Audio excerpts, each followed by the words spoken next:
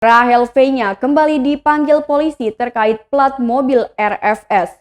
Selebgram sekaligus influencer Rahel V-nya hari ini, Senin 25 Oktober 2021, kembali dipanggil oleh polisi. Pemanggilan itu terkait plat mobil pribadi berkode RFS yang digunakan Rahel V-nya saat datang ke Polda Metro Jaya beberapa waktu yang lalu. Pemeriksaan itu akan dilakukan oleh Subdit Gakum Ditlantas Polda Metro Jaya Pancoran, Jakarta Selatan. Hal itu dibenarkan oleh Kasubdit Gakum Ditlantas Polda Metro Jaya AKBP Argo Wiono.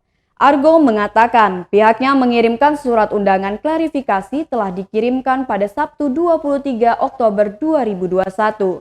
Dikabarkan Rahel V-nya akan diperiksa seorang diri. Pemeriksaan itu seputar nomor kendaraan B139 RFS yang terpasang pada mobil pribadinya merek Velfire berwarna hitam.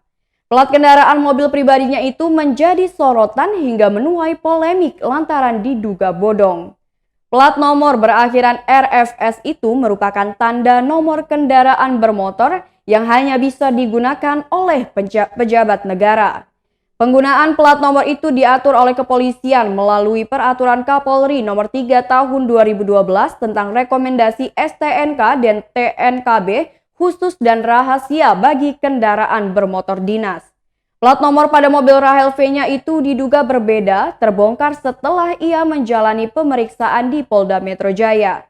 Diketahui pada pemeriksaan itu Rahel V-nya bersama sang kekasih yakni Salim Nauderer dan manajernya Maulidia Khairun Nisa menjalani pemeriksaan.